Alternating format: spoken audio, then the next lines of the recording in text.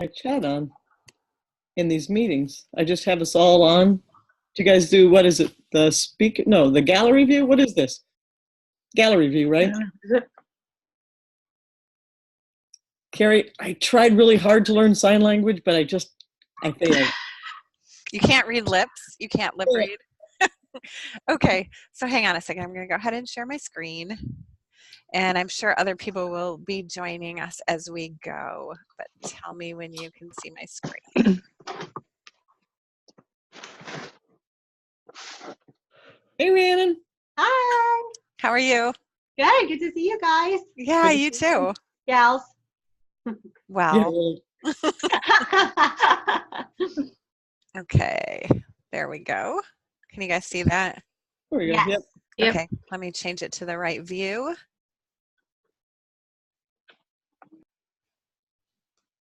Okay, so it is October 17th, and this is our teacher meeting, and welcome everybody. I'm going to go ahead and open in a word of prayer, and then we'll go ahead and get started.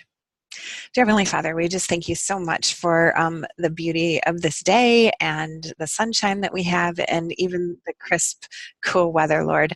Thank you for your wisdom that you give us anytime we ask, Lord, and thank you for that promise. We ask that you will bless our time together today and help us to be wise in our decision making. And thank you for all of these teachers. In your name we pray, amen. Okay, who just came in? Who did I miss? Let's see. Nikki. Hi, Nikki. Okay, so this is a picture of our retreat. Our retreat was last weekend. It was a lot of fun. This is actually a picture of us in the meeting room, and we are doing a worship together. Chris Gang did a little devotional, and we had some songs, and we just had really an amazing time of worship together. And it's just so nice to be with other like-minded individuals who work together and can profess their faith together. We had several neat things going on, some workshops, a bonfire, and it's just really cool to be able to see everybody face to face. So if you were not there this year and you can come next year, I would highly, highly recommend it. It is something that we're going to be trying to do every year, so that's kind of cool. And Bruce has been to one before, so I was bummed to not have her there. You too, Rhiannon. You too, Nikki. You too, Amy. I thought of all of you guys. So there are several things that I want to go over today. One of them is you've all gotten those DAWALA notices saying, you better do something quick. You have 45 days to respond. Have you gotten those in your email? So we're actually switching. One of the cool things about the retreat was that there were a couple of administrators there from Bright Ideas, Tyler, the CEO, and Susan, our COO. And Susan is the one who's in charge of all of the payments. And so she was talking to you guys, and you were all saying, oh, it's so great to get paid and get paid on time, right? Something that we will not ever take for granted anymore. And somebody said to her, it's kind of just a bummer. You get that notice and then it's like 5 days before you actually get the money in your account. And I didn't even know that she had heard that, but in her search for something else, a different way to pay y'all as independent contractors, she came across QuickBooks. Hi, Sarah. How are you? And the cool thing about QuickBooks is that you get the notice, and supposedly, we'll see how this goes, it's only 24 hours, which is kind of cool. And so that will start in November. So your October payment is scheduled to come sometime in the next week. I can't remember the exact date.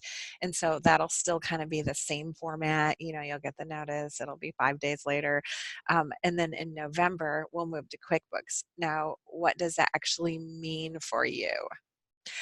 So what's going to happen is Susan will have all of your emails. She will put those into QuickBooks, and you'll get an invite via your email for that.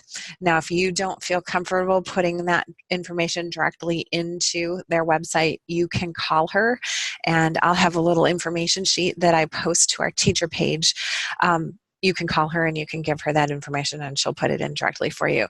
The nice thing about this is that you're in charge of your own accounts, is so that you know, like if you ever switch banks or move or need any information updated, as an independent contractor, you should be able to do that on your own, and you will be able to do that on your own right directly through QuickBooks from now on. It won't have to go through Susan. It starts in November, faster turnaround, so bonus, bonus, bonus, right? Any questions about that? Welcome, Sarah. Can you hear me? I don't know if she can. Okay, cool, yay. Okay, the other thing we talked about at the retreat was we had a workshop through PowerSchool. I didn't actually feel like it was super helpful. Did you guys that were at the retreat feel like the workshop was like super helpful? Yeah, I didn't feel like it was anything in that workshop that we could really take away. But one thing that I came away with is that you can, or I could, make as an administrator in PowerSchool special codes for you guys to use in your gradebook. So a couple of the teachers were talking and they said, I would really like to see a code that I could put on an assignment that actually said, please resubmit, or incomplete, or audit, or things like that. So I went in and I put in 3 different codes, and I'm going to show you how they work. And those are the 3 codes that I put in. I put in audit, I put in please resubmit, and I put in incomplete. And all of those will work like this. So you can put those codes in. It'll come up under the codes. I'll show you where they are in just a minute. All of them will give a 0 for the gradebook. So that's a good thing, because let's say nobody knows that they need to resubmit something and they don't actually read your comments on their paper or whatever saying that. If they have a 0 in the gradebook, they'll go, uh-oh, my grade just went from a 95 to a 78. I think I have a 0 somewhere. I need to find it. I need to find out why. And then they'll be able to see that little code on there. Rather than contacting you, the student will be able to see the code on there, and they'll know that you put that there for them and that they need to resubmit it. Audit is the same thing. It will give a 0. The only cool thing about audit is you can actually use that for a final score now, which is kind of cool, because you can just put in audit. That's it. It will show on their transcript as audit. Obviously incomplete and resubmit you don't want to do. So I'm going to go ahead and stop the share, and I have a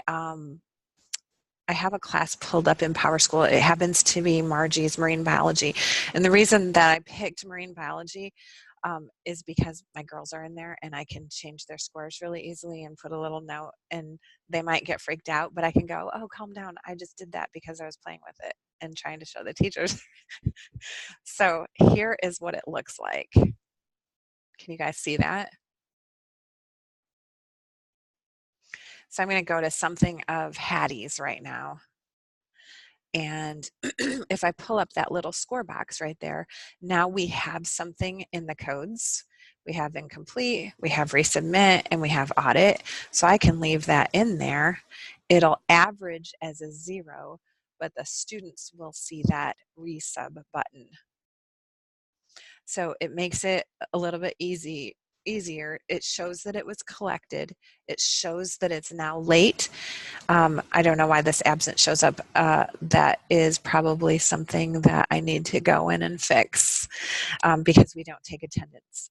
So it would show that it's collected, and it would show that it's late, and then they would see this little code that says resubmit. So instead of marking it somewhere else and putting it in the comments or marking it on their paper, it's just a really easy way to do this. Now, you do have to do it in PowerTeacher Pro. There's no way to do it in Learning and have it transfer over. So it has to be something like, if you're working with your both of those grade books open side by side, you do have to do it in this piece. Does that make sense? Now, before I forget, I should go back and fix Hattie's. There we go.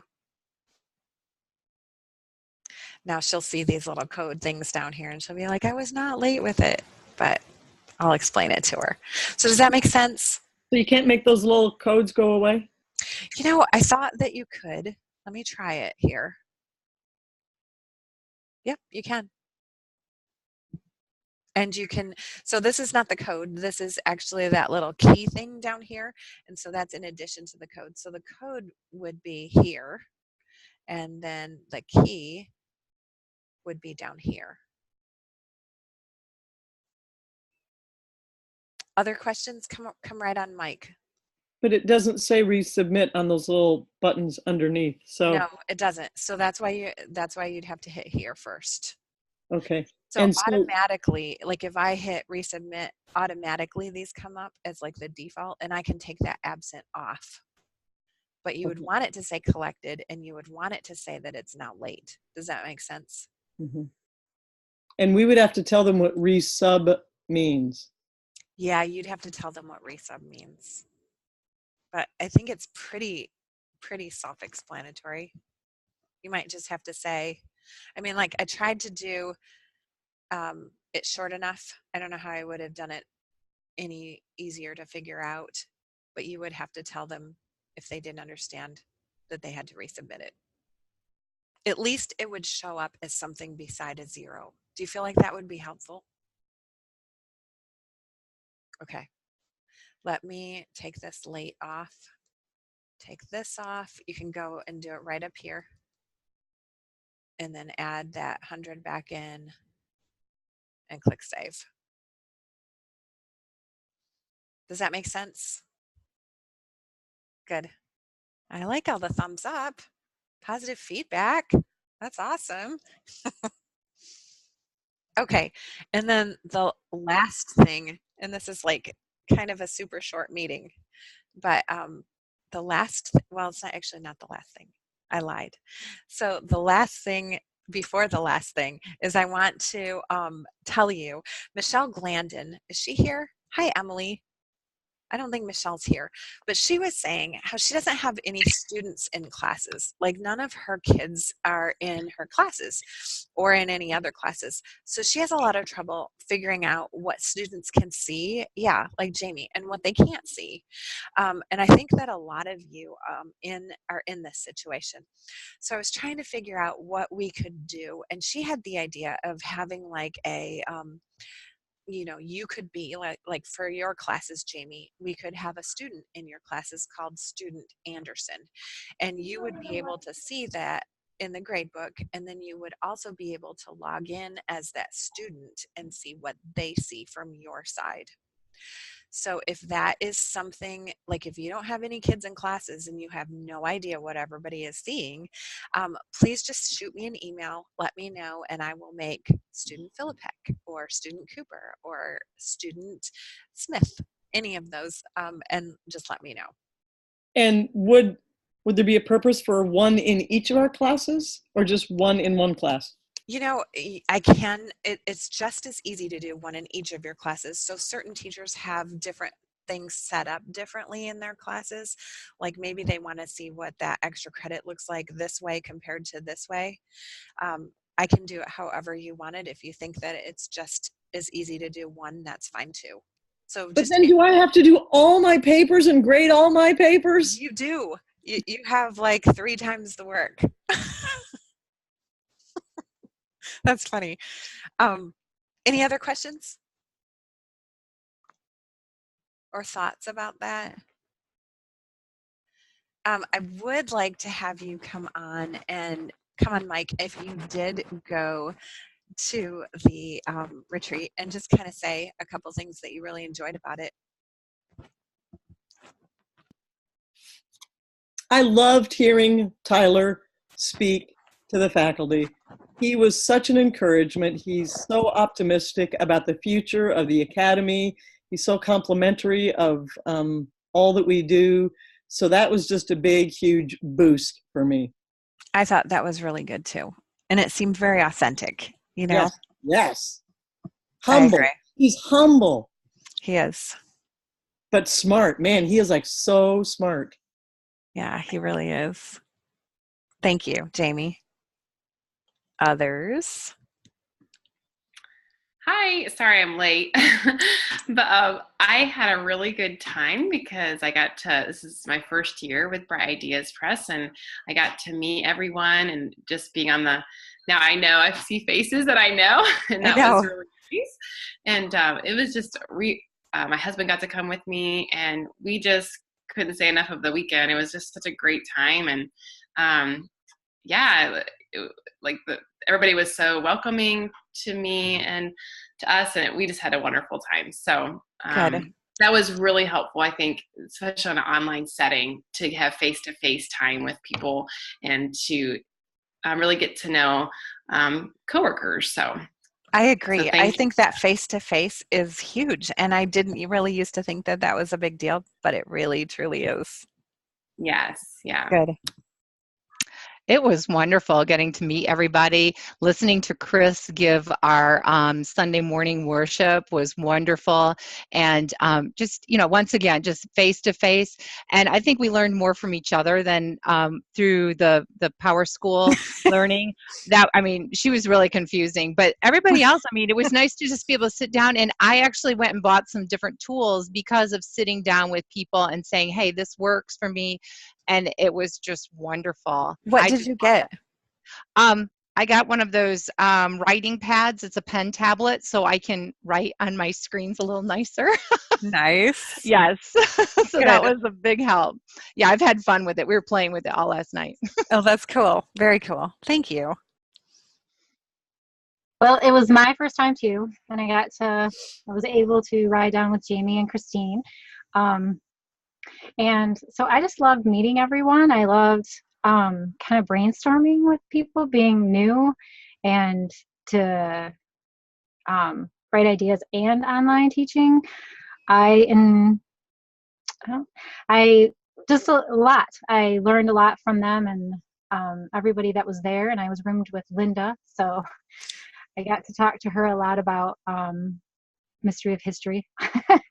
And so that was good. I don't know if I can name just a few specific things. It was just a really good weekend for me overall. Just being there and meeting everyone and brainstorming and coming home and livening up my learning pages. And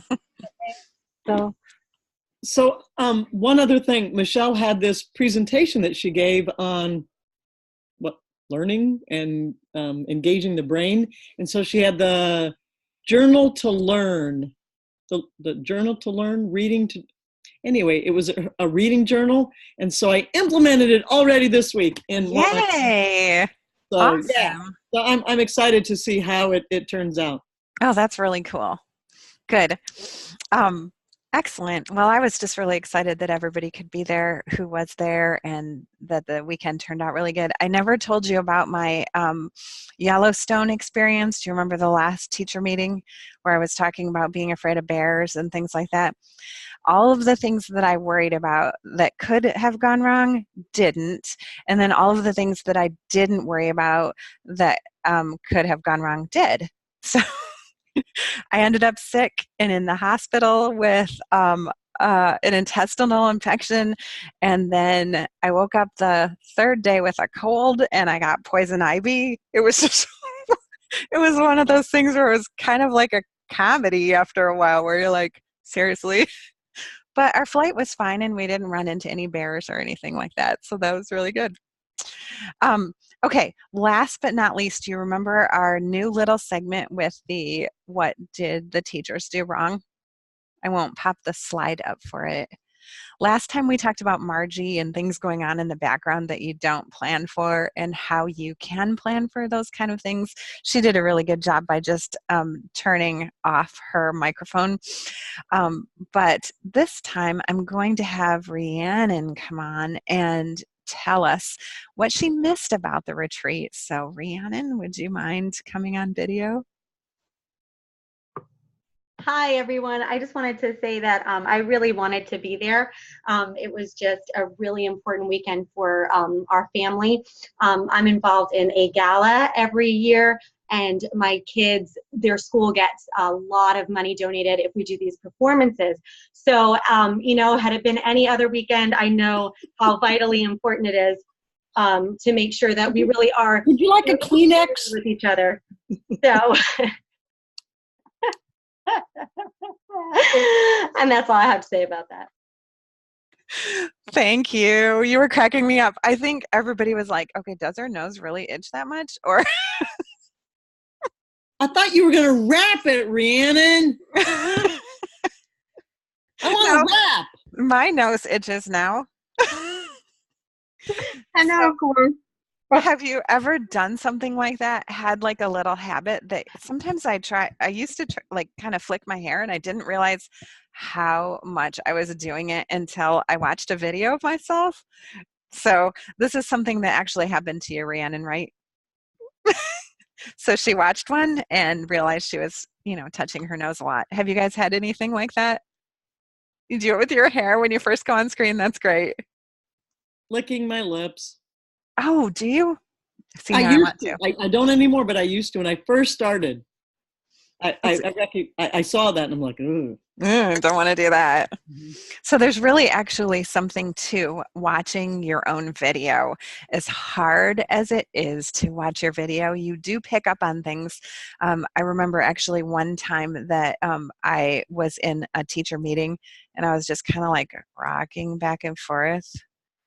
And I didn't even realize it until I watched the video. So things like that, or maybe a ceiling fan in your background that's going around and around that can be a little bit distracting. Things like that you wouldn't catch unless you watch your video. So I would encourage you to watch your own videos and just kind of see, are you doing anything weird? Are you touching your nose too much? Are you flipping your hair? Anything like that. So, okay. So I feel like we rushed through that meeting. We talked about the retreat. We talked about the codes. We talked about the new payment. And we talked about, we're very efficient. Any questions on anything that we discussed? We will have a date for the retreat very soon for next year, so you can mark it on your calendar.